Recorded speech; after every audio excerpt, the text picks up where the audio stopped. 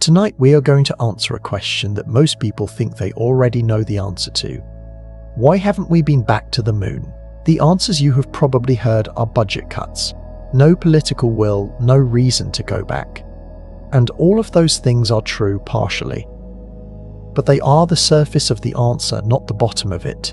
The real answer starts in July 1969, not with the landing, with what happened the morning after. Because the decision to stop going to the moon was not made in 1972 when the last astronaut climbed the ladder. It was made in 1969, within months of the first footstep, by a president who understood exactly what Apollo had been built to do and understood that it had done it. The moon was never the goal, it was the venue, and once the contest was decided, the venue was abandoned. By the end of tonight, you will understand the full chain of decisions, compromises, politics, and structural traps that turned humanity's greatest achievement into a 50-year absence. And you will understand why, right now, that might finally be changing. Before we get started, if you love exploring the depths of space as much as we do, take a second to like the video or subscribe. It's a simple action, but it helps this channel reach more curious minds like yours. Now, let's begin. The moon is 3 days away by spacecraft, not metaphorically distant, not on the other side of the solar system. 3 days. The same technology that delivered 12 humans to its surface between 1969 and 1972 exists, in evolved form today. The physics has not changed. The moon has not moved. What has changed, and what has kept every human being who has lived since December 1972 from standing on another world, is everything else. On July 20, 1969 at 10:56 in the evening Eastern Time, Neil Armstrong stepped off the bottom rung of the Eagle's ladder and placed his boot on the surface of the moon. 600 million people watched. It was the largest television audience in human history up to that point. In cities across the world, people stood in public squares and watched the grainy black and white image on outdoor screens. In Houston, in Moscow, in London, in Tokyo, the same image played, a man in a white suit, moving slowly in weak gravity, descending a ladder onto another world. In the White House, Richard Nixon watched on television. He had prepared a speech for the possibility that the astronauts would not survive. He placed what he later called the most historic phone call ever made from the White House, speaking to Armstrong and Aldrin as they stood on the surface. He called it a moment that brought all of humanity together. He was not wrong. And then while the astronauts were still on the surface, while the world was still watching, Nixon's administration began making the decisions that would end the program. Not abruptly, not cruelly, gradually, quietly, in the language of budget requests and program reviews. But the direction was clear from the start. NASA had submitted a budget request that included funding for the remaining Apollo missions and an ambitious post-Apollo program. Nixon's budget office looked at those numbers and said no. The White House sent a signal to NASA leadership in December 1969. 5 months after the moon landing, the president did not see the need to go to the moon 6 more times. Apollo 20 was cancelled in January 1970, 6 months after Apollo 11. Apollo 18 and 19 followed in September of the same year. 3 missions cancelled before they flew, with hardware largely built, with crews training, with science packages ready. The equipment existed. The people existed. The capability existed. What did not exist by the end of 1970 was the political will to use any of it. The Saturn V rocket that would have launched Apollo 18 still exists. It lies on its side in a park outside the Johnson Space Center in Houston, the most powerful machine ever built by human hands. A lawn ornament. It was not scrapped, it was not repurposed. It was preserved as a museum piece because no one could quite bring themselves to cut it up, even as everyone agreed it would never fly again. That rocket is a physical record of a decision. The program it represented was finished, not because the technology failed, but because the purpose it served had been achieved. That purpose was not the moon. To understand why the stopping made sense to the people who made it, you have to understand what Apollo was actually for. The Apollo 20 cancellation was not announced as the beginning of an end. It was presented as a pragmatic reallocation of a Saturn V rocket that was needed for the Skylab space station program. There was logic in the explanation. The Saturn V line had already been closed. The rockets built were the last ones that would ever be built. If one of them was more valuable as a Skylab launcher than a lunar launcher, the argument had surface plausibility. But the context tells a different story. NASA had requested enough budget to fly all the remaining Apollo missions and begin planning a post-Apollo program. Nixon's White House had effectively told NASA before the end of 1969 that this level of ambition was not going to be funded. The Skylab rationale for cancelling Apollo 20 was real, but the underlying cause was budget constraint driven by political priority. The moon was not a priority for Nixon because the moon had already served its purpose. The crews who had been training for Apollo 18, 19 and 20 understood what had happened. The hardware was ready. The targets were chosen. The science was planned. Alan Bean, who had walked on the moon on Apollo 12, was assigned to command Apollo 19. He spent years after the cancellation describing what had been lost, not just the missions themselves, but specific scientific objectives in specific terrains that robotic missions would not replicate for another 50 years, and which human geologists could have addressed in days. The moon, in other words, was not exhausted as a destination in 1972. It was abandoned as a destination in 1972. The distinction matters enormously for understanding everything that followed.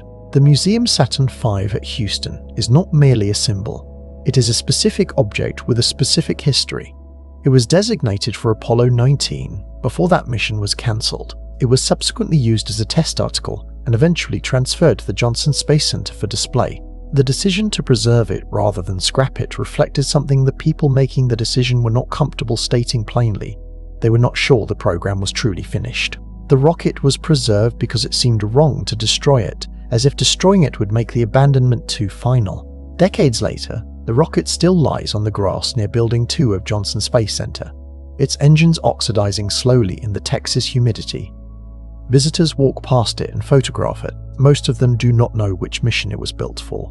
In October 1957, the Soviet Union launched a metal sphere about the size of a beach ball into orbit around the Earth. It was called Sputnik. It beeped. That was all it did. And it merely caused a crisis of confidence that reshaped American policy for a decade. The reason Sputnik was frightening was not the satellite itself. It was what the satellite implied. A nation that could put a payload into orbit had solved the fundamental problem of ballistic missile technology. The same rocket that lifts something into orbit can, aimed differently, deliver a nuclear warhead to a point anywhere on Earth. The Soviet Union had just demonstrated in the most visible possible way that it had that capability. The United States had nuclear weapons, but in 1957 the delivery mechanisms were primarily long-range bombers, which could be intercepted, could be delayed, could be countered. The ICBM was another matter. A ballistic missile on a suborbital trajectory could not be reliably stopped. Sputnik was the announcement that the Soviet Union was approaching that capability. The beeping sphere in the sky was a strategic signal. Eisenhower understood this clearly and chose to manage the situation with public calm while accelerating American missile and satellite development behind the scenes. His successor was less calm. John Kennedy came into office in January 1961, promising action, dynamism, and a reversal of what he characterized as American passivity in the face of Soviet advances. In April 1961, Soviet cosmonaut Yuri Gagarin became the first human in space. Kennedy was humiliated. He asked his advisors for an arena where the United States could compete and win. The question was specific. Where was the Soviet Union not yet ahead? The moon was the answer. It was far enough away that neither country had done it. It required exactly the kind of large rocket technology that was strategically significant. And it was visible enough to the entire world that winning would mean something. Kennedy privately told NASA Administrator James Webb that he was not primarily interested in space as such. What he wanted was the political and strategic dividend of being first. The famous speech at Rice University in September 1962 is remembered as a vision of human ambition. Read carefully, it is a speech about national will, national capability, and national competition. The word challenge appears more than a dozen times. The unnamed adversary is present in every paragraph. Apollo was funded at levels that nothing since has matched because its justification was not scientific curiosity, it was national security. At its peak, NASA consumed roughly 4% of the entire federal budget. In today's terms, that is the equivalent of approximately $100 billion per year. No scientific program, no discovery initiative, no purely aspirational project has ever commanded that share of a federal budget in peacetime. The scale was only possible because Apollo was, in functional terms, a defense program with scientific framing, and because it was a defense program. The moment the defense objective was achieved, the program's justification evaporated. The moon landing was the victory. After victory comes demobilization. Nixon understood this perfectly. He had not chosen Apollo, he had inherited it from Kennedy and Johnson. He wanted to define his own space legacy, distinct from his predecessors. He also faced the rising costs of Vietnam, domestic unrest, and a budget under pressure from multiple directions. And he was, after Apollo 13's near-fatal accident in April 1970, genuinely worried about the political cost of a mission that went wrong.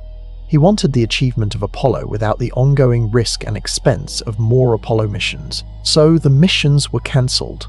The Saturn V line was closed. The Army was sent home. Kennedy's choice of the moon was not inevitable.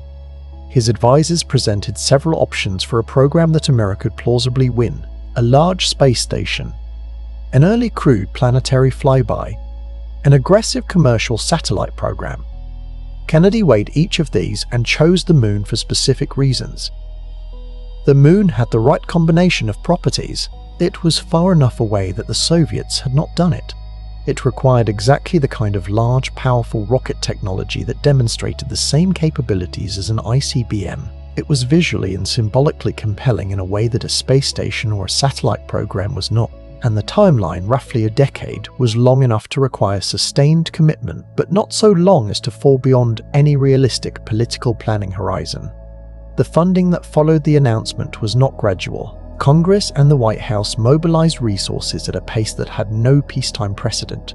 NASA's budget grew from roughly $100 million in 1960 to over $5 billion by 1965. The workforce grew from a few thousand to more than 400,000, counting contractors. Universities scrambled to produce the engineers the program required. The entire orientation of American aerospace shifted toward the single goal Kennedy had named. This mobilization was only possible because the justification was existential in character. Not existential in the sense of threatening human survival, but existential in the sense of threatening American global primacy at a moment when that primacy was genuinely contested.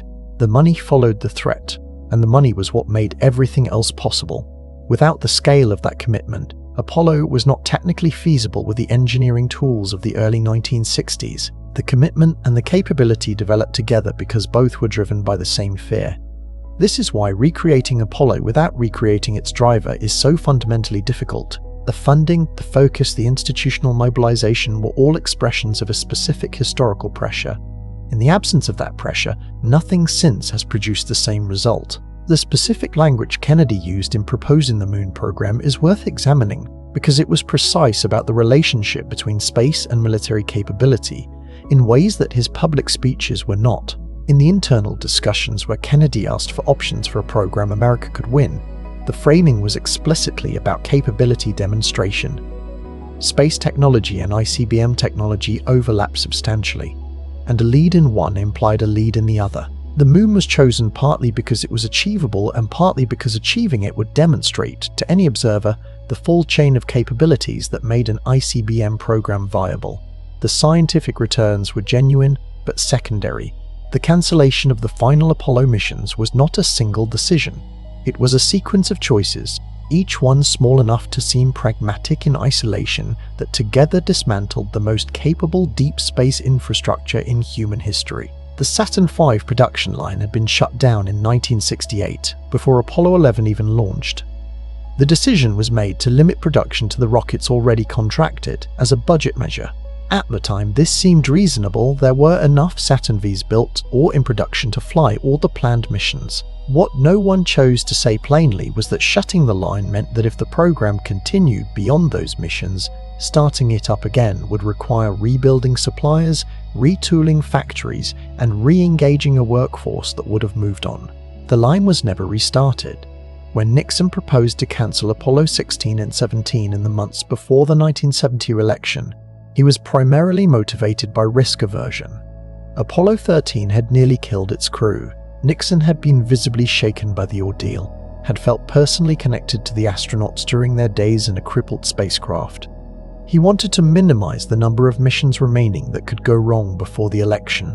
In the end, 16 and 17 flew and both were successful. But the instinct to reduce exposure shaped every decision about the program's future. What completed the dismantlement was NASA's own internal choice. The agency's leadership understood that the political winds had changed and that fighting to preserve Apollo missions was a losing battle. Instead, they traded the remaining lunar program for something they believed would sustain NASA's budget and workforce into the future: a reusable space transportation system. The deal was approximately this: sacrifice the rest of Apollo, and the White House would support development of the Space Shuttle. It was a pragmatic choice. It kept NASA funded. It preserved jobs for the existing contractor workforce. It offered the promise of a dramatically cheaper future access to space. And it redirected the agency's ambitions from deep space to low Earth orbit for the next 4 decades. In December 1972, as Apollo 17 was returning to Earth, Nixon issued a public statement. He said it might be the last time in this century that humans walked on the moon. He was not lamenting a tragedy. He was describing a decision already made. Cernan climbed the ladder. The hatch closed. The ascent stage lifted off the grey plain and the sea of serenity, and the moon became, for the next 50+ years, a destination for robotic spacecraft rather than human beings. The internal NASA decision to sacrifice Apollo for the shuttle reflected a genuine institutional dilemma that is worth understanding clearly. By 1970, NASA faced a choice between 2 kinds of decline. It could fight to preserve the Apollo program's remaining missions at the cost of almost certainly losing the political support for everything that came after. Or it could accept the end of Apollo and use the goodwill generated by Apollo's success to negotiate for a new program. The first option preserved the moon missions but risked ending NASA as a serious human spaceflight agency within a decade. The second option surrendered the moon but preserved the institutional infrastructure. The shuttle was the deal. NASA agreed to end Apollo in exchange for White House support for a reusable space transportation system. The shuttle's projected economics, however unrealistically turned out to be, made a politically compelling case in the early 1970s. If launches really could be brought down to $10 million each, if 50 flights a year were achievable, if the shuttle could make space access routine and commercial, then the long-term benefits would justify the loss of the remaining Apollo missions. NASA leadership made this calculation genuinely believing, or at least hoping, that the shuttle's economics would materialize. The people who negotiated the deal were not cynics trading the moon for job security. They were engineers and managers who believed they were making the best available choice for the long-term future of their agency. The tragedy is not in the intent.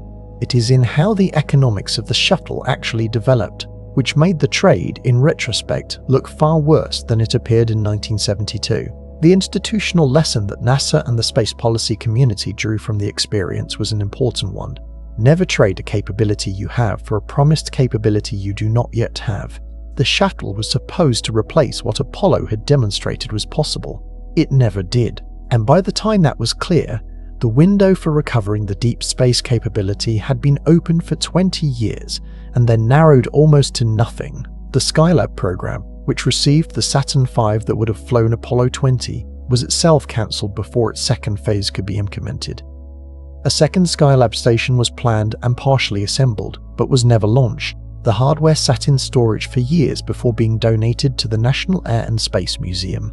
The pattern of building things that were then not used, of developing capabilities that were then not deployed, runs through the entire post-Apollo period as a kind of recurring institutional grief. The Space Shuttle was sold to Congress and the public in the early 1970s as the transportation system that would make access to space cheap, routine, and sustainable. The projected cost per flight was around $10 million. 50 flights per year was the anticipated operational tempo. The shuttle would make launches so routine that the evening news would stop covering them. None of this happened. The actual cost per shuttle flight averaged roughly $1.6 billion. The program flew approximately 5 times per year on average, not 50. 2 of its 135 missions ended with the complete loss of crew: Challenger in 1986, Columbia in 2003. Both disasters consumed years of operational pause, billions in investigation and return to flight costs, and the lives of 14 astronauts. The shuttle was not cheap, it was not routine, and it never left Earth orbit. The reasons the shuttle failed to deliver on its economic promises are partly technical and partly structural. The reusability that was supposed to drive down costs required far more maintenance than anticipated. The thermal protection system, the thousands of ceramic tiles that protected the vehicle from the heat of re-entry, had to be individually inspected and often replaced between flights. The main engines, the most sophisticated rocket engines ever built, required extensive refurbishment after each use. The standing army of technicians needed to process the shuttle between flights numbered in the tens of thousands. But the economic failure was also partly a feature of how the program was structured from the beginning. The shuttle was designed to serve multiple clients: NASA, the military, commercial satellite operators. Each client had different requirements, and the compromises made to serve all of them made the vehicle more complex and more expensive than a machine designed purely for any one purpose. The military, which initially contributed to the shuttle's design requirements, eventually built its own launch capability, rather than rely on the shuttle's availability. The commercial satellite market largely migrated to expendable rockets. The shuttle was left serving primarily NASA's own needs, but with the cost structure of a vehicle designed to serve many. The lifetime cost of the shuttle program was approximately $209 billion, distributed across 135 flights over 30 years. Every year that the shuttle flew, the vast majority of NASA's human spaceflight budget was consumed by the cost of operating it. There was almost nothing left for the development of systems that could go further. The shuttle era was not a failure in absolute terms. The Hubble Space Telescope was launched and serviced by shuttle crews. The International Space Station could not have been built without the shuttle's payload capacity and its ability to carry large structural elements to orbit. The scientific and engineering achievements were real, but from the specific perspective of returning humans to the moon, the shuttle was 4 decades of treading water in low Earth orbit, while the capability to go further atrophied. The shuttle's economic failure was not a surprise to everyone. Independent analysts who examined the projected cost per flight in the early 1970s were skeptical from the beginning. The assumptions underlying the 50 flights per year projection required a level of commercial demand for space launch that did not exist and was not likely to materialize on the required timeline. The reuse assumptions required a turnaround speed between flights that had never been demonstrated with any human spacecraft. The engineers who actually built and operated the shuttle discovered the gap between the promises and the reality through direct experience. The thermal protection system was the most visible problem. The orbiter's skin was covered with approximately 24,000 ceramic tiles, each one individually shaped and attached, each one requiring careful inspection after every flight. Some tiles were replaced after each mission. Others survived multiple flights but required monitoring. The tile system was maintenance intensive in ways that fundamentally contradicted the vision of rapid reuse.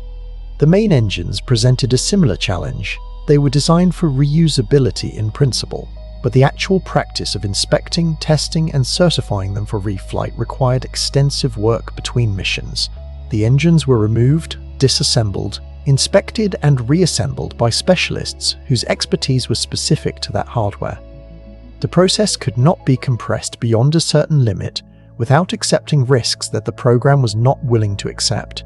The Challenger accident in 1986 and the Columbia accident in 2003 each added years to the operating costs of the program in ways that the original budget projections had not anticipated.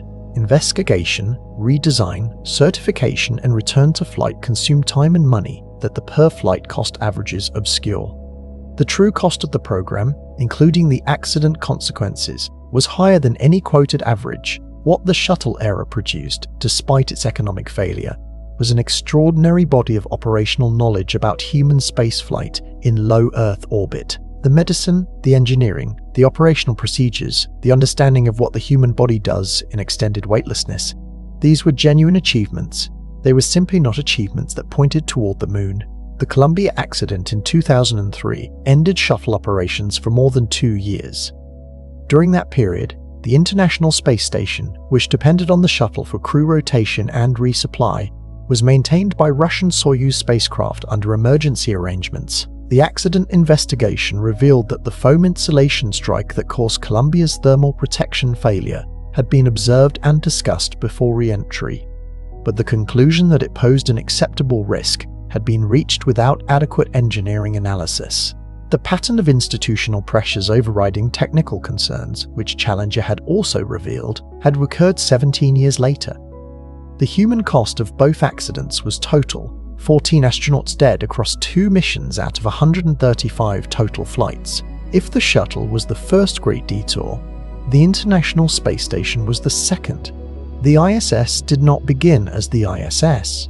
It began as Space Station Freedom, announced by Ronald Reagan in 1984 as a permanently crewed research platform in low Earth orbit, to be operational by 1992. The program ran for nearly a decade, accumulated roughly $9 billion in development costs, and produced no hardware that ever reached space. It was redesigned multiple times as costs rose and schedules slipped, and by the early 1990s it was in serious danger of congressional cancellation.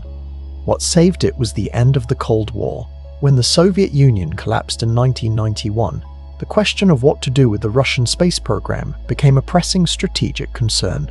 Russia had the world's most experienced human spaceflight operation, a workforce of hundreds of thousands of engineers and technicians, and a degree of institutional knowledge about long-duration spaceflight that no other country possessed. It also had a budget that had collapsed along with the Soviet economy. The concern in Washington was real.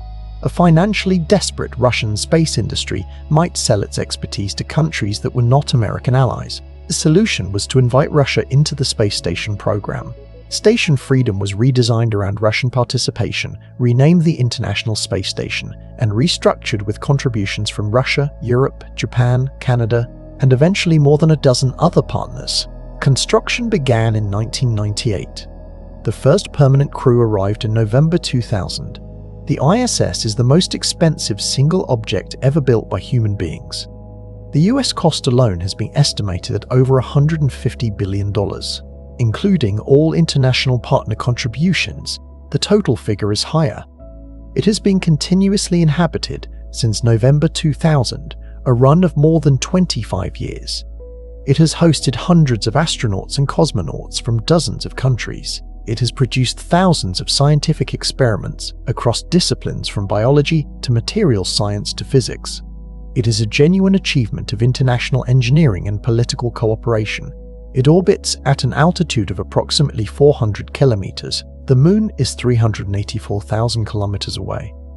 The ISS is less than 1,000% of the way to the Moon, and the technologies, systems, and operational approaches needed to live on the ISS for 6 months are not the same as the technologies, systems, and operational approaches needed to travel to the Moon and land on another world. The two destinations require fundamentally different spacecraft, propulsion systems, radiation protection, life support architectures, and operational frameworks. Investment in one does not transfer to the other in any simple way. Every year that NASA's primary human spaceflight focus was on building, supplying, and operating the ISS was a year in which the capability to go to the Moon was not being rebuilt. The shuttle had consumed NASA's budget for deep space work.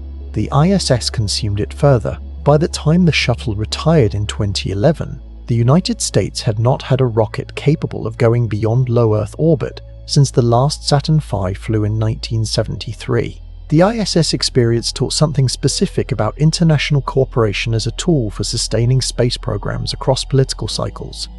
The station's survival through multiple American administrations was partly a function of its international structure.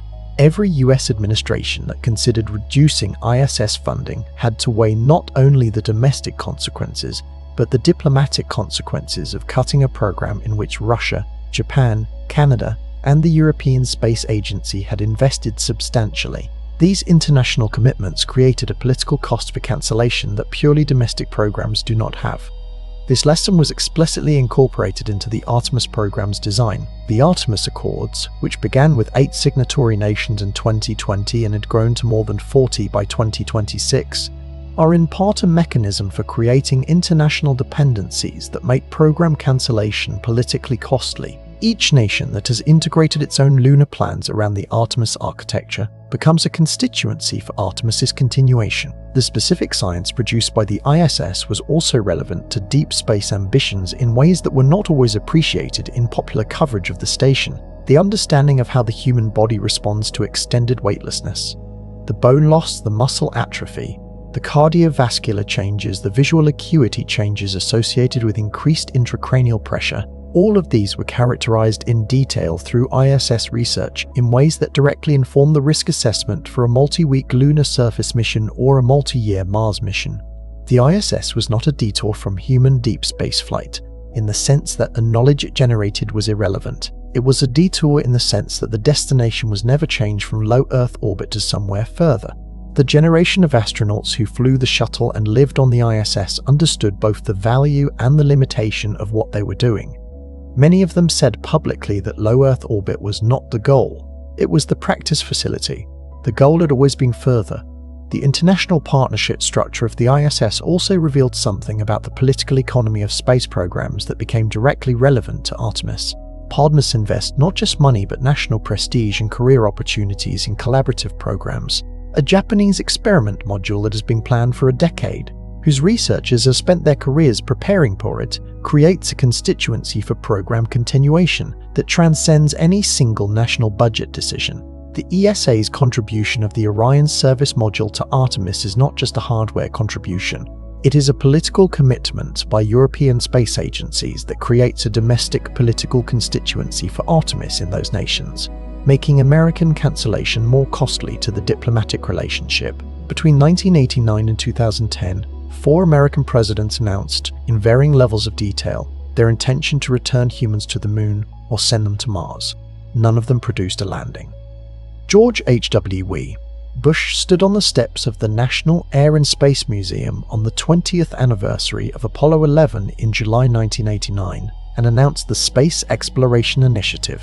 The plan called for a return to the moon and eventually a crewed mission to Mars. It was presented as a vision for the next 30 to 50 years of the American space program. Within months, NASA presented a cost estimate for the program. The figure was approximately $500 billion. Congress did not respond warmly. The Space Exploration Initiative was never funded at a level that would have allowed it to proceed.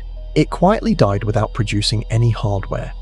George W. Bush announced the vision for space exploration in January 2004. Following the Columbia disaster.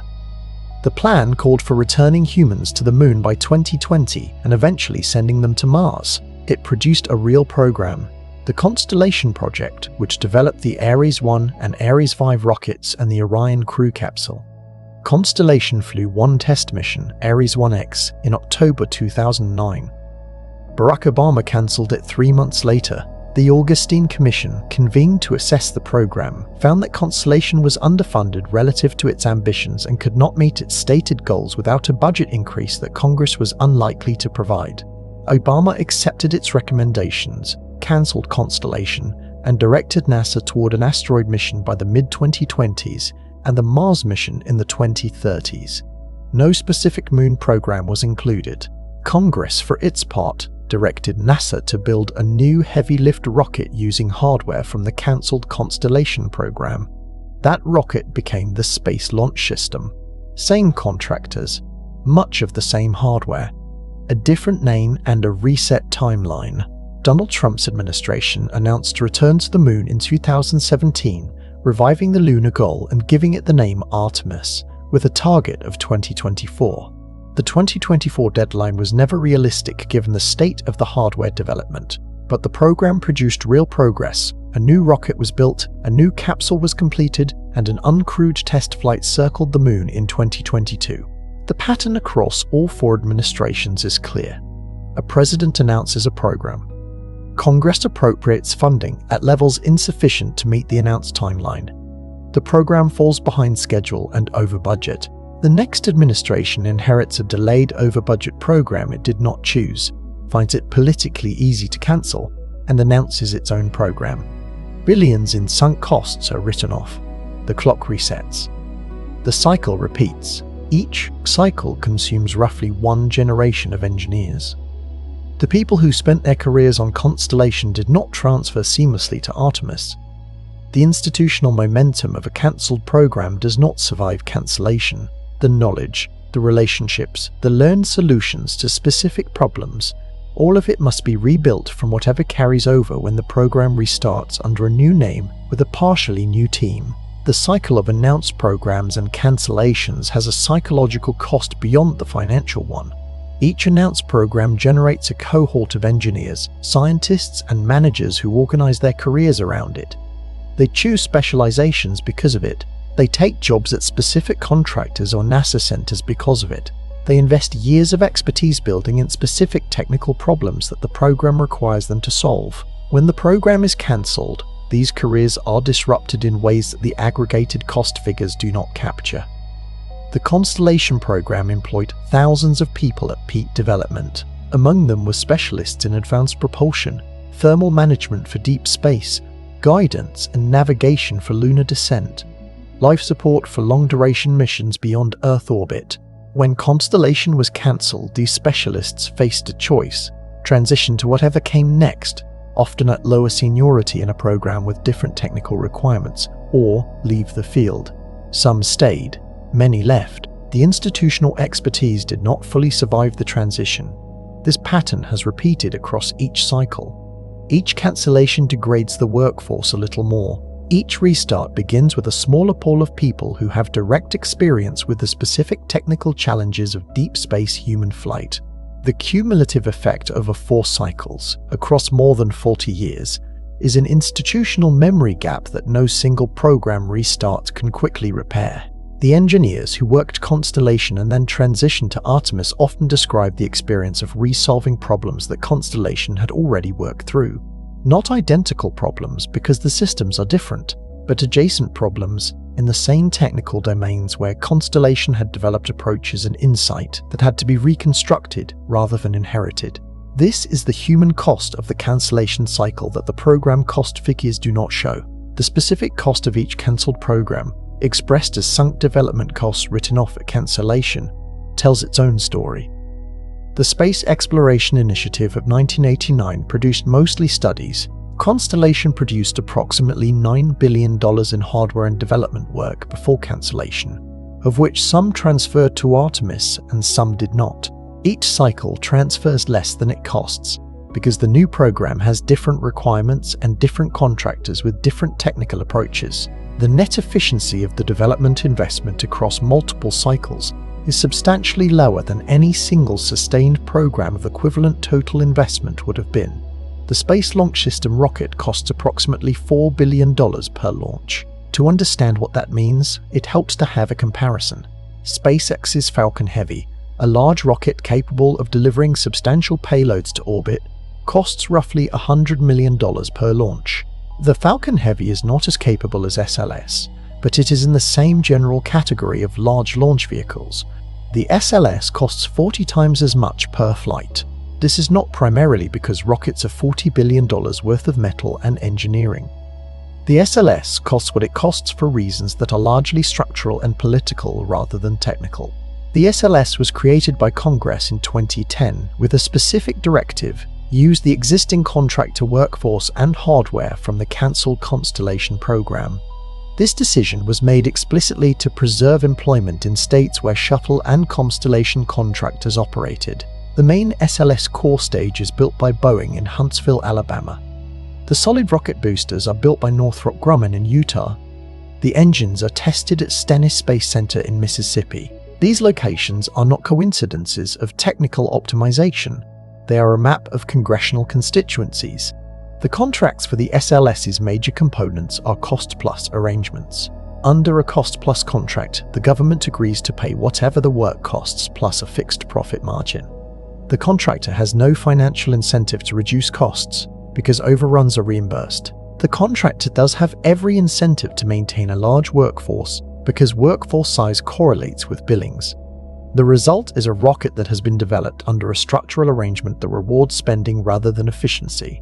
The SLS is sometimes called the Senate launch system by critics, not as a compliment. The name captures the logic of its design. It was built to survive the political process, not to minimize cost. The result is a rocket that is genuinely capable, genuinely impressive in its scale and power, and genuinely expensive in a way that makes regular lunar missions financially unsustainable at current funding levels. The contrast with commercial development is stark. SpaceX received funding from NASA through a fixed-price commercial contract for cargo delivery to the ISS. Under fixed-price arrangements, the contractor absorbs cost overruns rather than passing them to the government. SpaceX had every incentive to develop efficient systems because their profit depended on it. The result was the Falcon 9, which has become one of the most reliable and cost-effective launch vehicles in history, developed at a fraction of the cost of comparable government programs. The cost structure of a launch system determines what kind of lunar program is possible. At $4 billion per launch, the Moon is a destination that can be visited only on special occasions, with enormous political and financial effort each time. At $100 million per launch, it becomes a place that could be visited regularly within any realistic NASA budget. The choice of how to build the rocket is therefore also a choice about the future of human presence beyond Earth. The launch cost comparison between government and commercial systems, as stark as it is, understates the full economic argument for the commercial model. The SLS produces one rocket per year, roughly. The manufacturing and supply chain for each rocket is activated, the components are built, the rocket is assembled, the workforce is engaged, and then the cycle begins again for the next one. This serial production model has no economies of scale within the program itself. Each SLS is effectively a custom build. The commercial model that SpaceX has demonstrated with Falcon 9 is fundamentally different. The rocket is produced in series, with manufacturing processes optimized for volume. The same team that builds one Falcon 9 builds the next one, maintaining proficiency and identifying improvements. The supply chain is calibrated for regular production rather than intermittent builds. The cost per unit falls as the production run extends. This difference in production philosophy compounds the initial cost difference. A Falcon 9 produced in a series of 60 per year benefits from engineering improvements, supplier relationships, and workforce proficiency in ways that a SLS produced once per year cannot. The commercial model has structural advantages that persist beyond any single cost comparison. For the Moon specifically, the question of launch cost matters differently than for low Earth orbit. A lunar mission requires not just a primary launch, but potentially multiple launches for propellant delivery, cargo pre-deployment, and crew transfer. If each launch in that architecture costs $4 billion, the total mission cost is crushing. If each launch costs $100 million, the architecture becomes financially feasible within a realistic annual budget. The difference between a Moon program that requires extraordinary political mobilization for each mission and one that can sustain regular operations within a normal budget is almost entirely a function of launch cost. This is why the commercial revolution is not just a NASA procurement story. It is the structural precondition for everything else that the South Pole water ice and the Artemis Accords and the competitive pressure from China are trying to accomplish. The specific cost comparison between SLS and commercial alternatives becomes more stark when projected over a program of multiple missions. A 10-mission lunar program using SLS at $4 billion per launch costs $40 billion in launch costs alone, before crew systems, landers, science payloads, or surface infrastructure. A 10-mission program using commercial launches at $100 million each costs $1 billion in launch costs. The difference is the difference between a program that requires extraordinary political mobilization for each mission and one that can operate within a normal annual budget. This is not a minor engineering preference. It is the difference between a sustainable program and a politically fragile one. The cost problem is partly a political structure problem, and the political structure runs deeper than any individual contract. It runs through the geography of the American aerospace industry and the mathematics of congressional representation. NASA's major facilities are not distributed across the country by accident. They were placed deliberately, by the engineers of the original Apollo program and by subsequent administrations in states and congressional districts that would provide stable political support. The Johnson Space Center is in Texas. The Marshall Space Flight Center is in Alabama. Stennis is in Mississippi. The Kennedy Space Center is in Florida. Each of these facilities employs thousands of people whose representatives in Congress sit on the committees that fund NASA. The consequence is that cancelling a NASA program is not simply a budget decision. It is a decision that results in job losses in specific congressional districts, which creates political opposition from the representatives of those districts, which makes cancellation politically costly. Programs that are geographically distributed are structurally protected from cancellation in a way that concentrated programs are not. This is why when the Constellation program was cancelled and Congress directed NASA to build SLS using the same contractor base, the result was a rocket that looked very much like the rocket it replaced. The same contractors were doing the same work under the same contractual arrangements in the same facilities. The name changed. The strategic logic of employment preservation did not. The Boeing contract for the SLS core stage has been among the most scrutinized in recent NASA history. Audits found repeated schedule delays and cost overruns that Boeing absorbed partially but passed significantly to NASA. The core stage for Artemis I, which should have been completed by a certain date at a certain cost, was delivered late and over budget. Under cost-plus contracting, the additional cost was borne by the government rather than the contractor. The point is not that Boeing or any other contractor acted improperly. The point is that the contractual structure creates incentives that produce these outcomes systematically. Cost-plus contracting for large aerospace programs reliably produces cost growth and schedule slippage, and this has been documented across multiple administrations and multiple programs. The commercial space revolution, which has produced dramatically lower costs for launch services, is a direct demonstration of what happens when the incentive structure changes. SpaceX, Rocket Lab, and other commercial launch companies operate under market pressures that government cost-plus contractors do not face. The result is visible in the cost per kilogram to orbit, which has fallen by an order of magnitude in the past 15 years. The tacit knowledge problem in aerospace has a specific character that distinguishes it from knowledge loss in most other technical fields. In software, for example, a complete description of a system's behavior can in principle be captured in code. The code is the system. Recreating a software system from its codebase is difficult but tractable, because the specification and the implementation are the same artifact. In hardware engineering, this equivalence does not hold. The drawings and specifications for a complex mechanical system are descriptions of the intended product. The actual product differs from the drawings in ways that matter, and the process of making it work reliably involves learning the specific character of those differences, which tolerances are critical and which are not, how components behave under real operating conditions, what failure modes occur in practice that were not anticipated in the design, and how to diagnose and address them. This experiential knowledge is accumulated through the specific act of building and operating a system. Engineers who worked on the Saturn V's F1 engine for years developed an understanding of the engine's behavior that was not fully captured in any document. They knew through experience which tests to run when something seemed off, which measurements were leading indicators of problems, how the engine behaved differently at different throttle settings or temperatures. This knowledge lived in their expertise, not in their reports. Modern computational tools can partially substitute for this kind of experience. Simulation, digital twins, advanced testing instruments, and data analysis can reveal things about system behavior that earlier tools could not. NASA's use of additive manufacturing and modern CFD to approach the F1 injector problem is a genuine advance over what would have been possible in 1975, but is apt to explain possible pursuit for the experiential knowledge that accumulated through direct operation.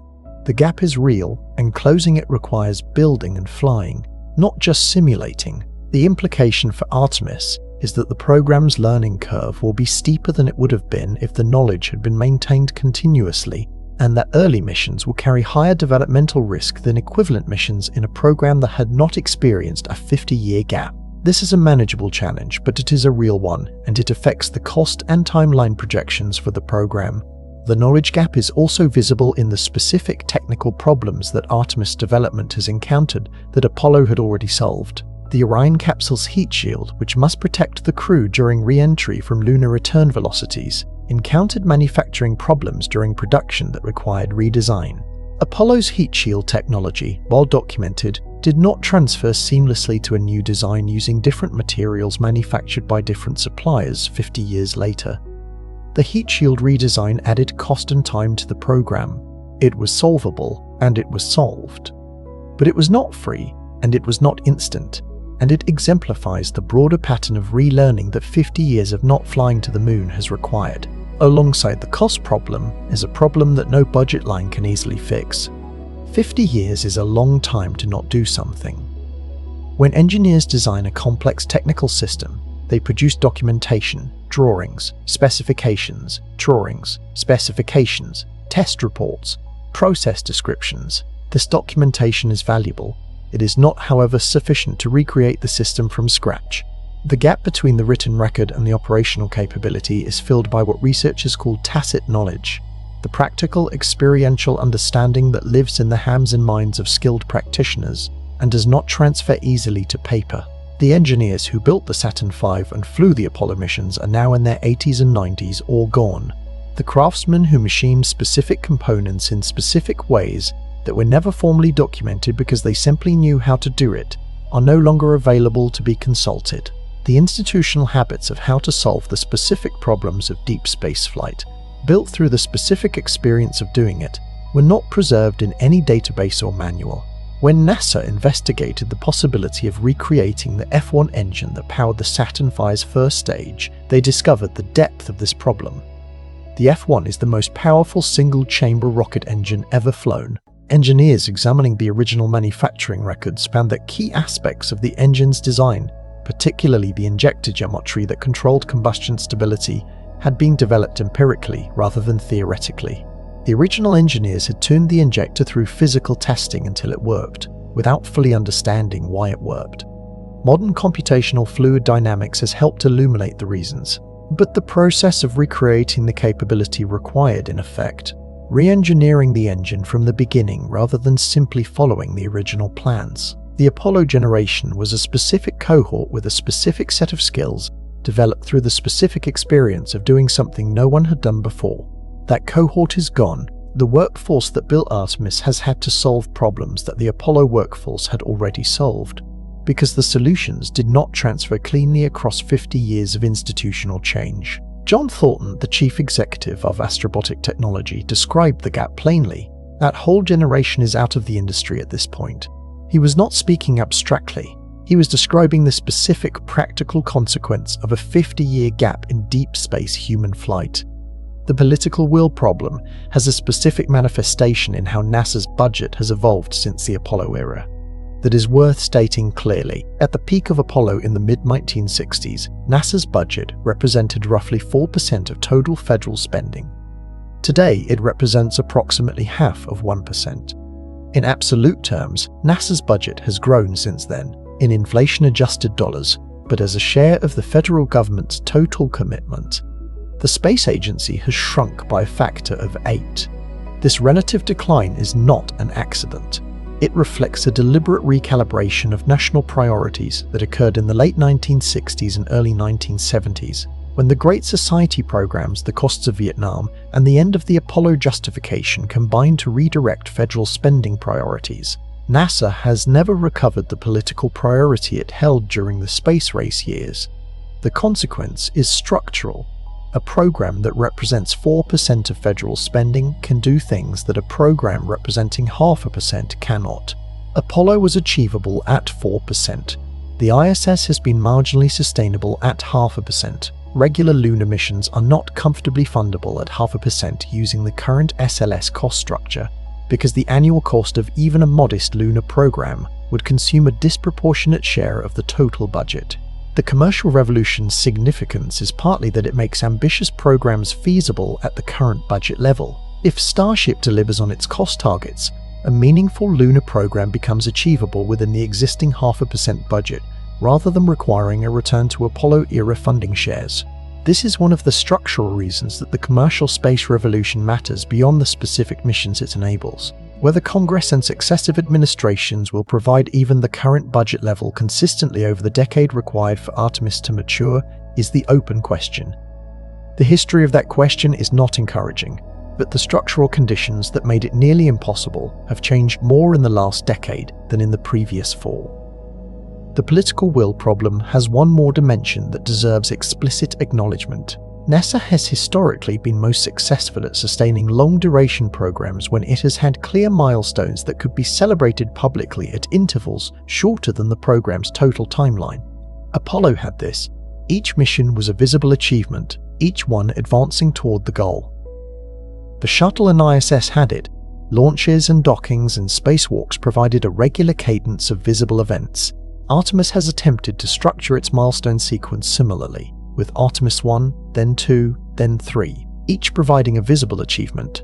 The success of Artemis II as a crewed event was specifically valuable in this regard, demonstrating real progress in a way that sustains public and political interest between the uncrewed test and the actual landing. The administration cycle problem was recognized clearly by the people who experienced it. Michael Griffin, who served as NASA administrator under George W. Bush and oversaw the early Constellation program, described the situation plainly. NASA programs that cost billions of dollars and take decades to complete cannot be sustained through the normal political process, because the normal political process does not operate on those timescales. He advocated for mechanisms including international partnerships and commercial contracts that would create constituencies for program continuation outside the annual appropriations cycle. The Artemis program has attempted to implement several of these mechanisms simultaneously, which is one reason it has survived longer than some of its predecessors. Behind the cost problem and the knowledge problem is a structural problem that may be the deepest of all. NASA programs operate on decade-long timescales. A major human spaceflight program from announcement to operational flight typically requires roughly 10 to 15 years of development.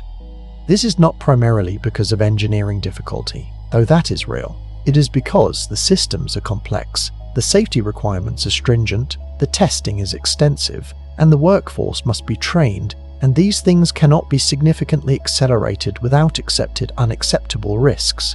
American presidential administrations last 4 to 8 years. Every program that requires more than one administration to complete is therefore at risk of cancellation when the administration changes. The new administration inherits a program it did not choose, with sunk costs it cannot recover, with a timeline that requires its own successor's commitment. The political incentives for a new president to cancel a predecessor's program and announce a new one are real.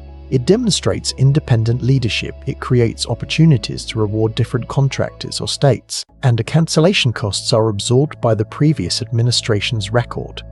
The Constellation program is the clearest recent example. It was announced by Bush in 2004 with a 2020 moon landing target. By 2009, it had been running for 5 years and had produced 1 test flight. It was cancelled by Obama in 2010. The engineers who had spent 5 years developing Ares 1, Orion and Altair spent the next several years either transitioning to SLS or leaving the industry. The institutional momentum of the program did not survive the transition. The contrast with China's space program is instructive here. China does not experience 4-year election cycles that expose its space programs to cancellation. The Chang'e lunar program has advanced from its first robotic mission in 2007 through its far-side landing in 2019 to its sample return in 2024 on a consistent trajectory, without a significant political disruption. This is not an argument for any particular form of government. It is an observation about what sustained institutional commitment over decades produces in contrast to what periodic political discontinuity produces. The structural solution that the Artemis program has attempted is to insulate itself from administration changes through international commitments. The Artemis Accords, which have been signed by more than 40 nations, create political relationships that make cancellation more costly. Walking away from the Artemis program means not just abandoning a domestic NASA effort, but disappointing international partners who have committed resources and planning to it. This is a genuine structural tool for program stability, and it is one of the more thoughtful design choices in Artemis compared to its predecessors. China's space program is organized around a different institutional model than NASA's, and that difference has consequences for how programs develop over time. China's space activities are conducted primarily through the China National Space Administration and the China Aerospace Science and Technology Corporation, which operates under government direction with integrated planning across decades rather than election cycles. Programs are not subject to the specific kind of interruption that American programs face when administrations change, because the political structure that directs Chinese space activities does not have the same kind of discontinuity at 4-year intervals. This does not mean Chinese space programs never change or encounter problems. The Long March rocket family has had failures. Specific missions have been delayed. Costs have overrun projections. The program faces its own institutional challenges, including technology transfer limitations, supply chain dependencies, and the specific challenges of human spaceflight medicine and life support that no program has fully solved. But the Chang'e program, which has advanced from its first lunar orbiter in 2007 to a far-side sample return in 2024 on a relatively consistent 17-year trajectory, demonstrates what sustained institutional commitment produces. Each mission in the Chang'e series has built on the previous one. The orbital mechanics knowledge, the landing systems, the communication architecture, the sample handling and return technology, each has been developed and improved incrementally without the reset that program cancellation creates. The comparison is not intended as an argument for any political system. It is an argument for recognizing that the specific structural weakness of the American approach to long-duration space programs, the vulnerability to administration change cancellation, is a specific problem that requires specific solutions. The Artemis Accords represent one attempt at a solution. Commercial contracting represents another. Whether these mechanisms are sufficient to produce the kind of sustained commitment that China's program has demonstrated through different institutional means remains to be seen. China's program has a specific technical advantage in one area that is rarely discussed in public coverage of the space competition. China has been developing and operating the Shenzhou crewed spacecraft for more than 20 years, with 13 crewed missions as of 2024.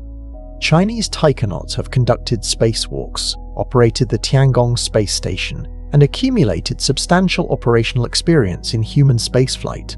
This experience base is not as large as NASA's, but it is real and growing. The specific skills of long-duration human spaceflight, the procedures for managing life support, navigating spacecraft, conducting extravehicular activities, and managing medical situations in space are not easily acquired from simulation alone. China's crewed program has been building this experience base systematically, and it will contribute directly to the readiness of a crewed lunar mission when the hardware is ready.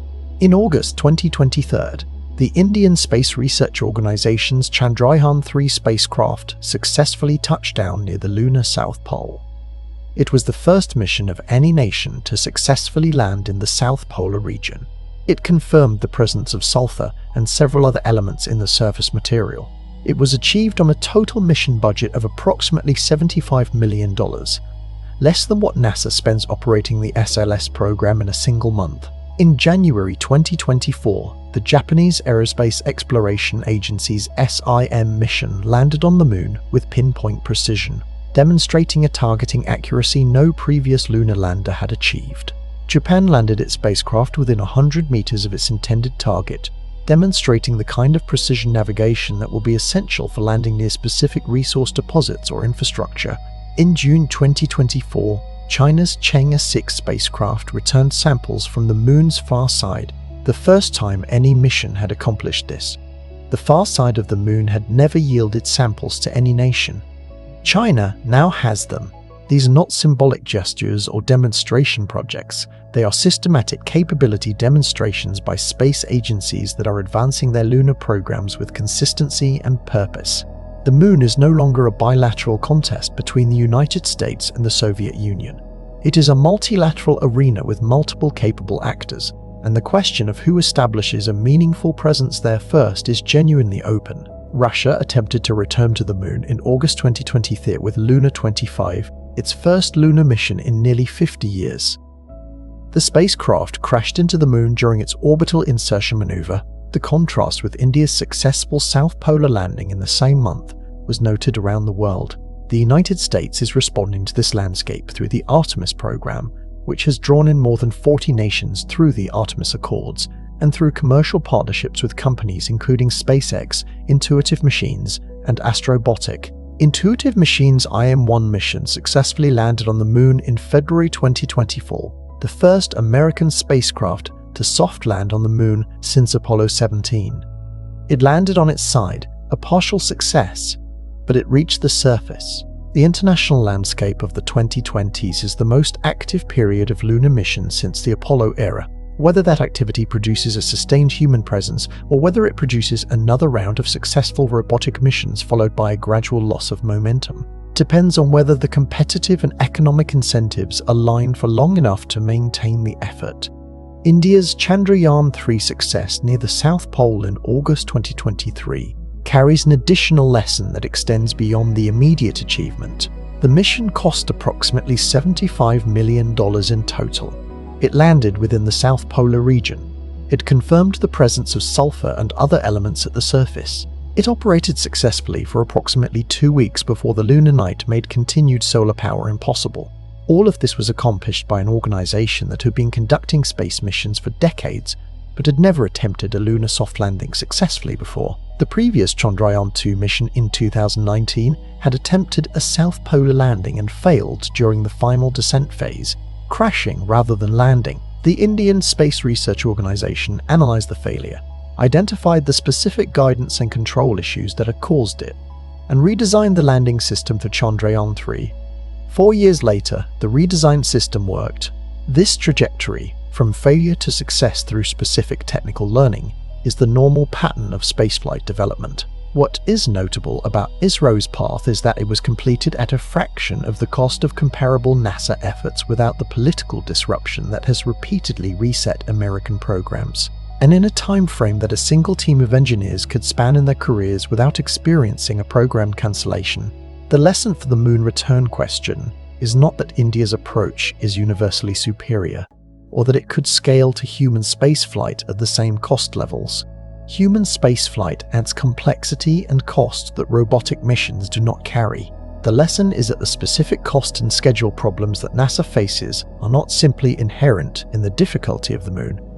They are also products of the specific institutional and contractual arrangements under which NASA operates. Other arrangements produce different outcomes. The South Pole is now receiving the attention of multiple space agencies simultaneously. The question of who first establishes a meaningful human presence there is no longer purely a question of American capability. It is a question of comparative rates of progress across multiple competitors, each with different strengths, different funding models, and different institutional vulnerabilities. The Chandrayaan-3 mission's cost efficiency carries an additional implication that has been discussed seriously in the space policy community. If a competent space agency can conduct meaningful lunar surface science for $75 million, the economic case for large, expensive crewed missions requires a clearer articulation of what humans can do that robots cannot, rather than simply asserting that human presence is inherently more valuable. The answer to this question exists. Humans can adapt to unexpected situations, make geological judgments that require physical context in conduct experiments, that require dexterity and intelligence that current robots do not have, and make decisions on timescales that are not compatible with the speed of light communication delay between Earth and the Moon. But these advantages must be demonstrated clearly to sustain the political and financial case for the much higher cost of human presence versus robotic missions. For the first time since the 1960s, the competitive pressure that built Apollo is returning. The shape is different. The driver is not purely existential, but the basic structure is familiar. A rival power is advancing systematically toward a goal that carries strategic and symbolic significance, and the question of whether the United States will be first or second is becoming politically salient. China's lunar program is further along than most Western audiences realize. The Chang'e missions have not been symbolic. They've been a methodical, decade-long demonstration of increasing capability, orbital insertion, robotic landing, rover operation, sample return, far-side operation, and now a trajectory toward human spaceflight. China has stated a target of landing taikonauts on the Moon around 2030. The hardware development to support that goal is underway. More specifically, China has indicated interest in the South Polar region, where the water ice confirmed by American instruments is concentrated. The South Pole is not merely scientifically interesting, it is strategically significant in a way that no other part of the Moon is. And the question of who establishes a functional presence there first is a question with long-term practical implications that extend well beyond any single mission. The response in Washington has been explicit. The Trump administration's directive to NASA and its partners has emphasized returning to the Moon before China as an explicit program goal. Congressional supporters of Artemis have invoked the China competition as a primary justification for the program's budget. The competitive framing has become more prominent in recent years as China's capabilities have become harder to dismiss. Whether this competitive pressure constitutes a true Apollo-grade driver is the central question. The original race worked because the stakes were genuinely existentially. The same technology that could put a flag on the Moon could put a nuclear warhead on Washington. The current competition does not carry that specific weight. China's lunar program does not threaten American security in the direct way that Soviet ICBM capability threatened American survival. But the geopolitical stakes are real in a different register. Space is increasingly a domain of national power, communications, navigation, intelligence, and eventually the economic resources of deep space are all implicated in who has a strong, credible presence beyond Earth.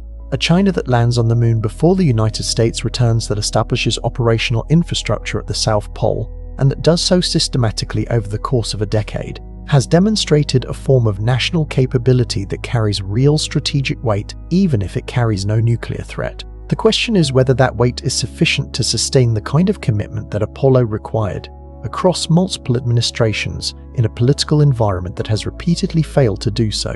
The water ice confirmation that changed the Moon's strategic calculus had a specific history that took longer than it should have. The possibility of ice in permanently shadowed polar craters was first proposed by water ice specialists in the early 1960s, based on theoretical arguments about the Moon's thermal environment. The idea was that certain crater floors near the poles, never exposed to direct sunlight, would be cold enough to trap and retain water molecules delivered by cometary impacts over billions of years.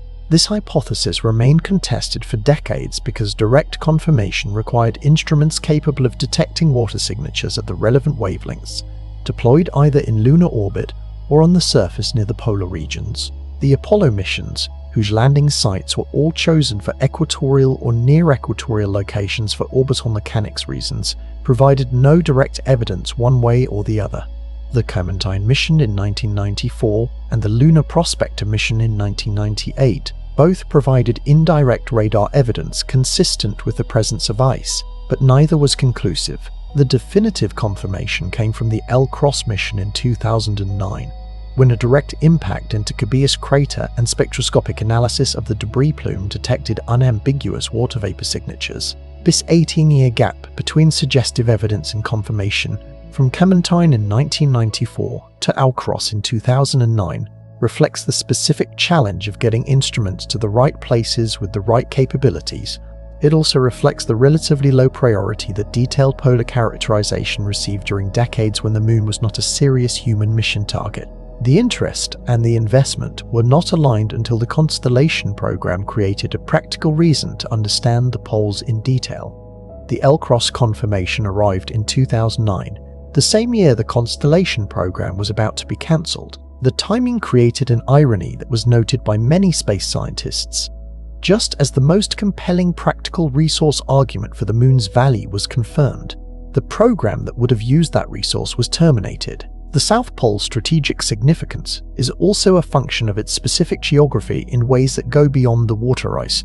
The lunar South Pole sits at the junction of one of the Moon's most ancient and geologically significant terrains, the southern highland region and some of the youngest volcanic deposits. Scientific access to both from a single base location would allow a degree of geological coverage that no previous mission has approached. The permanently shadowed craters represent a preserved record of volatile delivery to the inner solar system going back billions of years. Samples from those deposits would provide information about cometary chemistry, solar wind history, and early solar system conditions that are unavailable from any other source. The South Pole's permanently shadowed craters also contain a scientific record that is irreplaceable. The material at the floors of these craters has been preserved in cold storage for billions of years, protected from the solar radiation and thermal processing that have altered every other accessible lunar surface. Samples from these deposits would tell scientists about the chemistry of early solar system volatiles, the history of cometary impacts on the inner planets, and the conditions under which the Earth-Moon system acquired its water inventory. These are questions whose answers lie in samples that can only be retrieved by landing in one of the most technically challenging environments on the Moon. The scientific case and the resource case for the same destination reinforce each other in a way that rarely occurs in space exploration planning. The South Pole of the Moon, the target of both the Artemis program and China's lunar ambitions, is not merely a geographically convenient landing site. In 2009, NASA deliberately crashed a spent rocket stage into a permanently shadowed crater near the South Pole and watched the debris plume with a companion spacecraft. The spectroscopic analysis of that plume was unambiguous. Water vapor was present. The South Polar craters contain water ice. This confirmation transformed the strategic calculus of the Moon in a specific and practical way.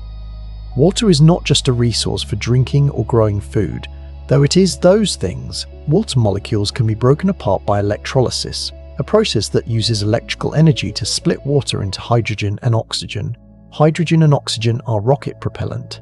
A moon base that has access to water ice and solar or nuclear energy to run electrolysis equipment can manufacture its own fuel. The implications of this are substantial. Getting to the Moon from Earth requires enormous amounts of propellant. Launching that propellant from Earth's deep gravity well to the Moon is enormously expensive. A base that can produce propellant from local resources does not need to ship fuel from Earth. The cost of sustaining a lunar presence drops dramatically when the base supplies itself. But the implications extend further. The Moon's gravity is 1/6 of Earth's. Launching propellant from the Moon's surface to lunar orbit requires a fraction of the energy needed to launch from Earth. A propellant depot in lunar orbit, supplied from South Polar ice, could fuel spacecraft heading to Mars, the asteroids, or elsewhere in the inner solar system. The South Pole is not just a moon base site, it is potentially the first refueling stop on the road to the rest of the solar system.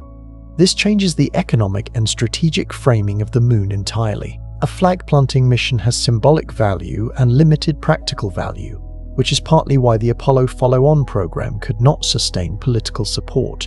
A base that manufactures propellant, supports regular missions, and serves as infrastructure for deeper solar system access is a different kind of investment. It has ongoing returns. It has a reason to exist beyond the initial achievement. Whether this framing is compelling enough to sustain political support across the timescales required is not yet proven, but it is the most concrete economic argument for sustained lunar presence that has ever existed, and it is a relatively recent one, made possible by the confirmation of polar ice that Apollo-era science never achieved. The Artemis program's dependency on SpaceX's Starship for the lunar landing system represents a genuinely novel contractual and technical arrangement that has no direct precedent in American human spaceflight history. NASA has always owned the primary system that carries humans to their destination. The Apollo program was built entirely on government-contracted hardware, where NASA had final technical authority over every major system. The shuttle was operated directly by NASA. The ISS is a government-operated platform. Artemis III will use a government rocket and capsule to reach lunar orbit, and then transfer the crew to a commercially owned and operated landing system to reach the surface. SpaceX owns the Starship vehicle. NASA is a customer rather than an owner. The contract structure is fixed price, meaning SpaceX bears its own development cost overruns. This is a genuinely different model.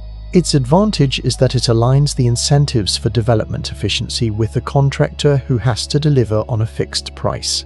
Its risk is that the program's most technically challenging element, the lunar landing, is dependent on a system whose development is controlled by a private company, operating according to its own priorities and timelines.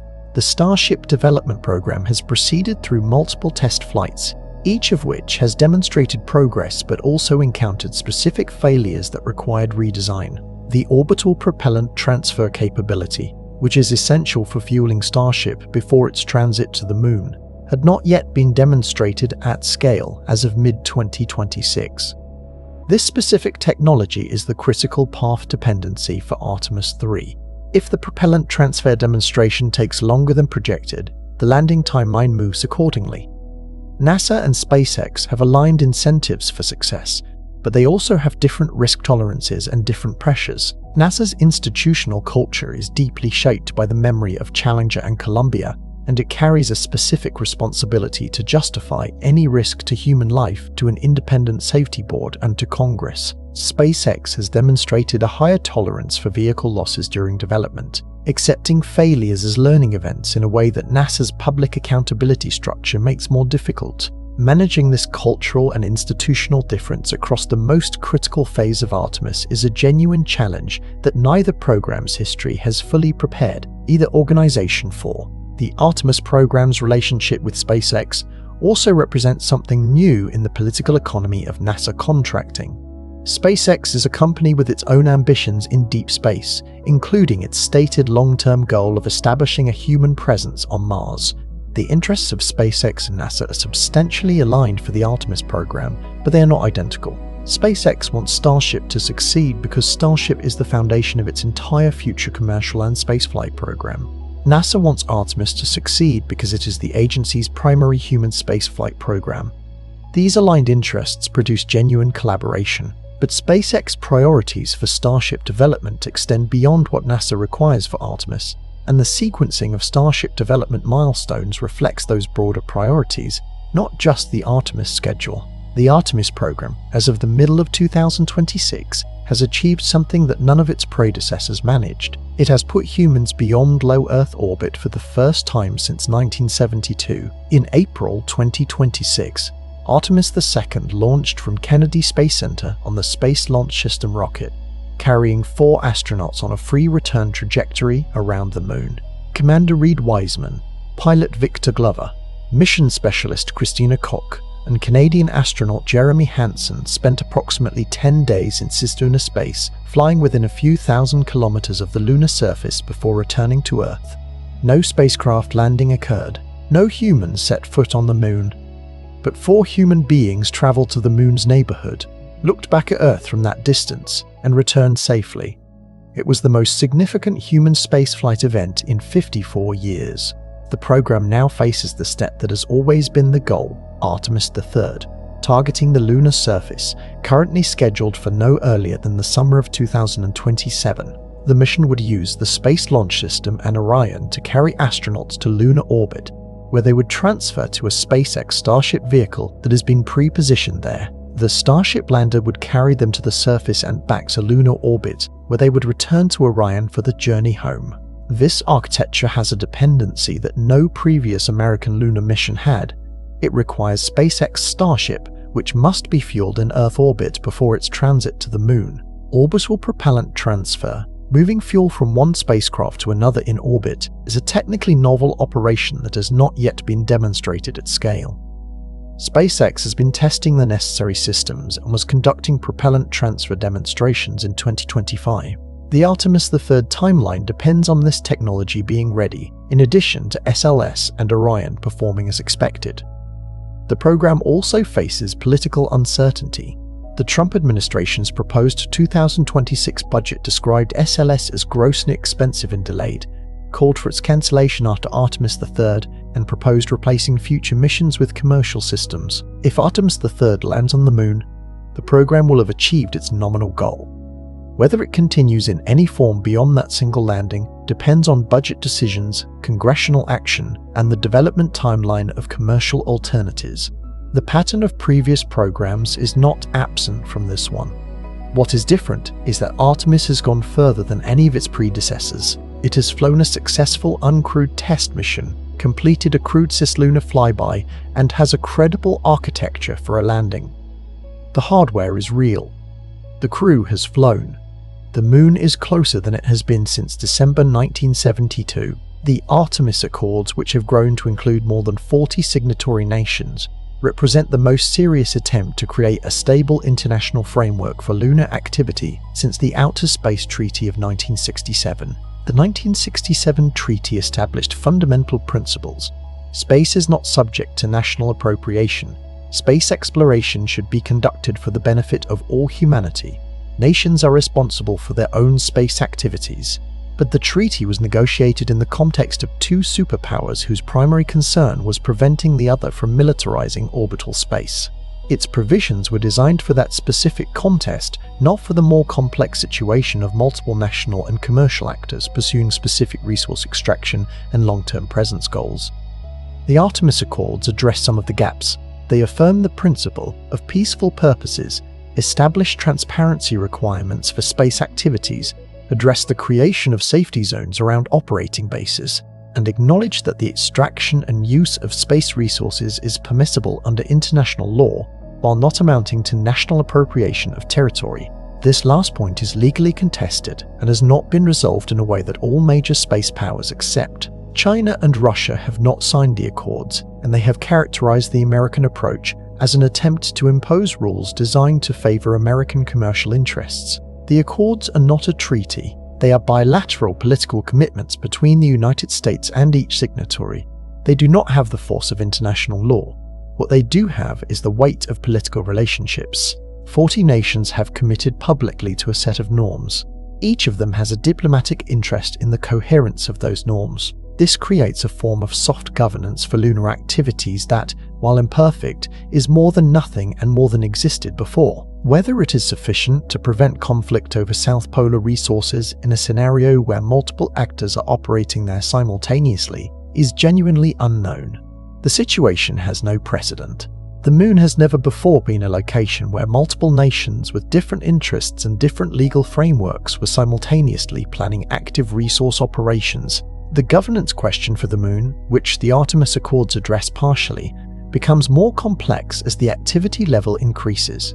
The Outer Space Treaty's prohibition on national appropriation of the Moon does not clearly address the status of permanent installations, resource extraction operations, or safety exclusion zones around operating facilities. The United States and its Accords partners have interpreted the treaty as permitting resource extraction while prohibiting territorial claims. China and Russia have offered different interpretations. If both approaches result in active operations in the same South Polar region, the potential for ambiguity about rights and responsibilities is real.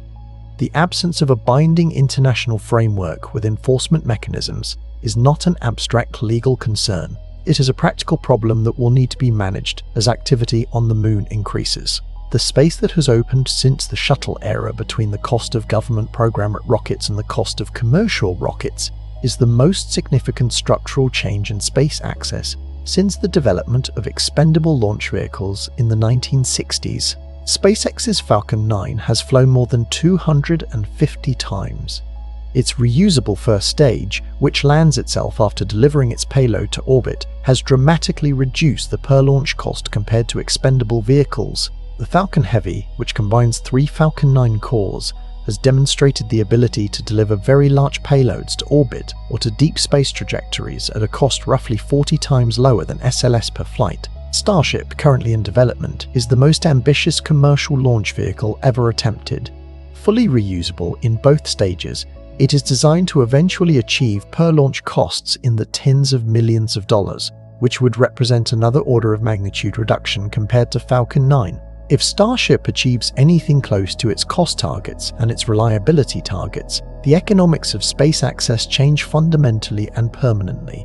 The NASA Commercial Crew Program demonstrated what commercial incentives can do when properly applied. The total development cost of SpaceX's Crew Dragon, the vehicle that now regularly carries astronauts to the ISS, was approximately $2.6 billion.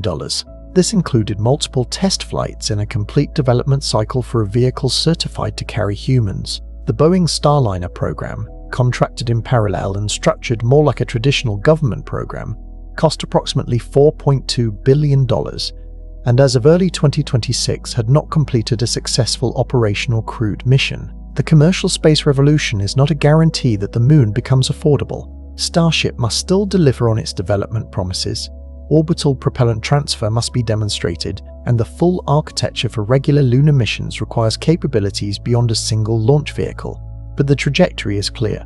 The structural barrier of launch cost, which has been a fundamental constraint on lunar ambition since the Saturn V was retired. is being dismantled by commercial development in a way that government programs alone did not manage in 50 years of trying. The question of what the moon is actually worth economically, beyond the water ice argument, is more complex than it is often presented. The South Polar Ice is the most immediate and most concrete resource argument, but there are other elements of the moon's potential economic value that are worth understanding, even if they are further from near-term development. The lunar surface is rich in helium-3, an isotope that is rare on Earth but relatively abundant in the lunar regolith. Deposited over billions of years by the solar wind, helium-3 is a potential fuel for a specific type of nuclear fusion reaction that produces no radioactive waste. If controlled nuclear fusion using helium-3 were ever made to work at commercial scale, the moon's helium-3 deposits could represent an energy resource of enormous value. The significant caveat is that commercial helium-3 fusion remains a speculative future technology, not an imminent one. The economic case for helium-3 is contingent on a fusion technology development pathway that does not yet have a confirmed timeline. The moon also offers a stable platform for astronomical observation. Radio telescopes on the lunar far side, shielded from Earth's radio noise by the moon's own bulk, could observe wavelengths and phenomena that are inaccessible from Earth or from Earth orbit. A large radio telescope on the far side would have capabilities that no Earth-based or orbital facility could match. This is a scientific rather than economic argument. But in the long-term ecology of reasons to maintain a lunar presence, it belongs on the list. The manufacturing potential of the lunar surface, using local materials to produce components that would otherwise have to be launched from Earth's gravity well, is another long-term economic argument. The specific processes and the economic viability of lunar manufacturing are not yet characterized in sufficient detail to make confident claims, but the directional argument is consistent. Any activity that can use materials already at the moon rather than materials lifted from Earth benefits from the energy economics of the moon's shallow gravity well. None of these are near-term economic arguments. The water ice is the only lunar resource whose practical development path is clear enough to use as a near-term justification. But the broader point is that the moon's economic potential is not limited to a single resource, and the case for sustained investment accumulates across multiple time horizons. The in-situ resource utilization argument for the moon gained additional credibility from a 2020 NASA demonstration on the Mars Perseverance rover, which included an instrument called MOXIE, the Mars Oxygen In-Situ Resource Utilization Experiment. MOXIE successfully produced oxygen from the Martian atmosphere through solid oxide electrolysis, demonstrating in principle that resource extraction from extraterrestrial environments was achievable with compact, deployable hardware. The Mars demonstration is not directly analogous to lunar water ice electrolysis, which involves liquid water processing rather than atmospheric gas processing. But it demonstrated that ISRU hardware could work reliably in an extraterrestrial environment. The technology readiness level for lunar ISRU has advanced significantly in the last decade, from a theoretical concept to a demonstrated engineering pathway. The broader context of the commercial revolution is also changing what other space agencies can accomplish. The falling cost of access to orbit has enabled a class of smaller national space programs that would not have been viable at Apollo-era costs. India, UAE, Japan, South Korea, and others have developed meaningful space capabilities, partly because commercial launch services have made access affordable. This democratization of space access changes the political landscape around lunar activity. When the moon was accessible only to superpowers, its governance was a bilateral question. When it is accessible to many nations, the governance question becomes multilateral and complex in ways that the existing treaty framework was not designed to address. Pull together everything this script has covered and the answer to the title's question becomes specific rather than vague. We have not been back to the moon because Apollo was a geopolitical weapon, not a science program. It worked brilliantly as a geopolitical weapon. When the battle was won, the weapon was put down. Everything that followed was an attempt to build a new justification for the same effort, without the same driver. The shuttle was built to save NASA's budget and workforce not to go to the moon. It consumed 4 decades of institutional focus on low Earth orbit. The ISS was built to manage the post-Cold War transition of the Russian space program and to justify the shuttle's existence. it consumed another 25 years and over $150 billion in orbit, but not beyond it.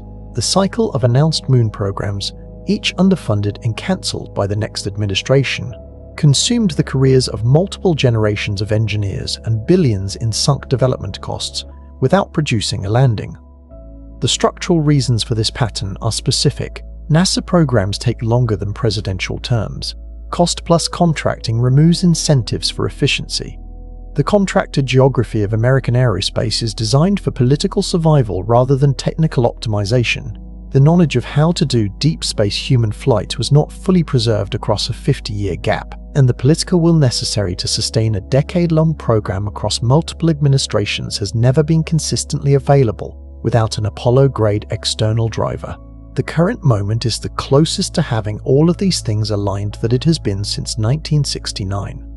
The commercial revolution has changed the cost trajectory. The China competition has reintroduced something resembling the original competitive pressure. The confirmation of South Polar water ice has provided a practical economic reason to be at the moon that flag planting alone never generated. The Artemis Accords have created international commitments that are structurally harder to cancel than domestic programs, and Artemis II has demonstrated that the hardware works and that humans can travel to the moon's neighborhood again. What remains is the landing. And beyond the landing, the harder question, whether this time, unlike every previous time, the return will be the beginning of something sustained rather than the end of something heroic. What it would actually take to make the lunar return permanent rather than episodic is worth stating concretely, because the abstract answer, more money, more will, more commitment, is less useful than a specific structural description. The first requirement is launch cost reduction to a level where regular missions are financially sustainable within a realistic annual budget. SpaceX Starship, if it achieves something close to its cost targets, is the most plausible path to this. Alternative commercial providers, including Blue Origin's New Glenn, will create competitive pressure that further drives cost reduction. The commercial revolution is already underway. The question is how fast it reaches the cost levels needed and how reliably the new systems perform. The second requirement is a stable, long-duration contractual and political framework that protects the program from cancellation during the decade required to build meaningful infrastructure. The Artemis Accords are a partial answer. Commercial contracts that are harder to cancel than government programs are another partial answer. Neither is sufficient alone, but together they represent a structural improvement over the purely domestic government program model that failed repeatedly. The third requirement is a clear, specific reason to be at the moon that produces ongoing returns rather than a one-time achievement. The South Polar water ice and the propellant production argument is the most concrete version of this. A base that produces propellant has ongoing economic and strategic value. Each mission that uses locally produced propellant validates the investment.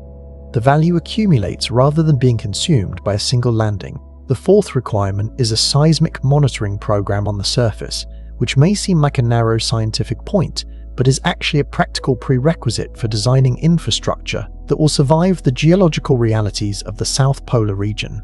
The South Pole is seismically more active than was previously known.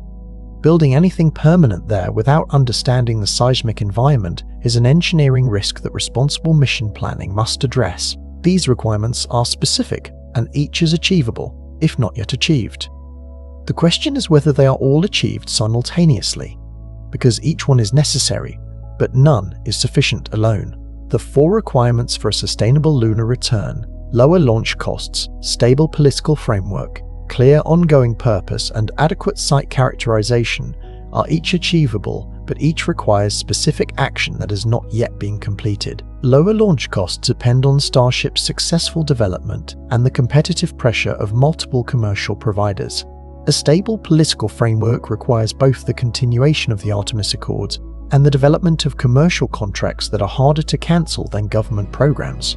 Clear ongoing purpose requires the demonstration of propellant production from polar ice, which requires a surface mission with ISRU hardware before it can be demonstrated. Site characterization requires a seismic monitoring network, which requires deployment during a surface mission. All four are on the critical path, and none of them is yet complete. In April 2026, 4 astronauts flew around the moon. Christina Koch was among them. She was the first woman to travel beyond low Earth orbit. She looked out the window of the Orion capsule at a grey surface that no human being had touched since December 1972. She saw the same craters that Cernan saw, the same dark plains, the same ancient, quietly moving world. What she carried that the Apollo astronauts did not was 54 years of watching from Earth. She grew up in a world where the moon landing was history, not present, where going back was always promised and never delivered, where the photographs of Armstrong and Aldrin standing on the surface were in textbooks rather than news broadcasts. The Artemis program has made a commitment that Apollo never did. The first person to step onto the moon in this new era will include people who were not part of any previous vision of who belonged in space. The first woman on the moon, the first person of color on the moon. These are not trivial additions to the program's objectives. They change what the lunar return means as a human event. They expand the story's claim on the human imagination in ways that have practical consequences for sustained public and political support. The gap between 1972 and the present is not only a technical gap or a political gap, it is a generational gap. The people who flew Apollo were a specific generation, shaped by a specific historical moment, drawing on a specific cultural inheritance.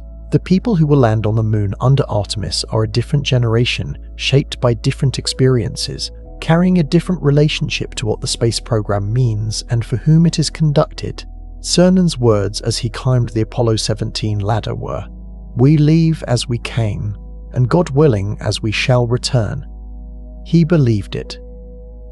54 years passed before humans returned even to the moon's vicinity. Whether they will return to the surface in 2027, whether that return will be the beginning of something lasting, whether the moon will finally become the base for the deepest solar system access that its resources could support, none of this is certain.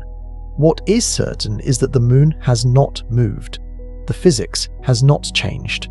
The reasons to go are better now than they have been since 1972, in ways that are specific and concrete rather than aspirational and vague. The structural obstacles that kept humans away for half a century are being dismantled, slowly, imperfectly, but measurably. The real reason we have not been back is that Apollo solved the problem it was built to solve, and the solution did not require going back. The real reason we might finally return is that new problems and new opportunities and new competitors have emerged that make going back and staying and building something there a genuinely different proposition from the one that was abandoned 50 years ago.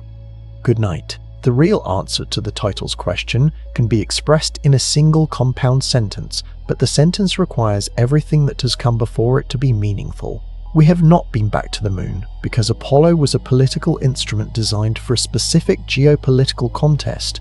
That contest ended before the instrument's momentum had fully dissipated, and every subsequent attempt to rebuild the institutional and political conditions for a return has failed because none of them had access to the specific kind of existential competitive pressure that made Apollo's extraordinary resource mobilization politically sustainable. Each clause of that sentence corresponds to a set of specific historical events and structural conditions that this script has traced. The Cold War driver and Kennedy's specific choice of the moon as the competitive venue, the Nixon administration's pragmatic decision to end a program whose purpose had been served the shuttle's transformation of NASA into a low Earth orbit agency, the ISS's consumption of the resources and focus that might otherwise have restored deep space capability, the 4 cycles of announced return programs each cancelled by successor administrations, the cost structure problems created by constituency-driven contracting, the knowledge loss of 50 years without doing the thing, the structural incompatibility between decade-long program timescales and 4-year political cycles. All of these are real. None of them is the whole answer. The whole answer is their combination, a web of structural conditions that together made the return politically, financially, and institutionally very difficult, while any one of them alone might have been overcome. What is different now is that several of these conditions are changing simultaneously. Commercial launch is dissolving the cost structure problem. China is providing something like a competitive driver. The water ice conformation has provided a practical economic argument. The Artemis Accords are providing structural insulation, and Artemis the Saturn has demonstrated that the hardware works and that humans can travel to the moon's neighborhood again. Whether all of these changes are sufficient together to finally break the pattern is the question that the next decade will answer. The pattern of 50 years of absence from the moon, viewed from a historical distance, looks like a specific kind of institutional failure, the failure to convert a one-time achievement into a sustained capability. This failure was not inevitable. It was the product of specific choices made by specific people under specific pressures. Nixon chose to wind down Apollo rather than sustain it. NASA chose the shuttle over continued deep space capability. Congress chose to preserve contractor employment over program efficiency. 4 administrations chose to cancel their predecessors' programs rather than sustain them. Each of these choices was made for reasons that seemed pragmatic at the time. Taken together, they produced 50 years of absence from the moon. The lesson is not that any one choice was uniquely responsible. The lesson is that the accumulation of pragmatic choices, each one defensible in isolation, can produce an outcome that none of the individual decision makers would have chosen if they could have seen the aggregate result.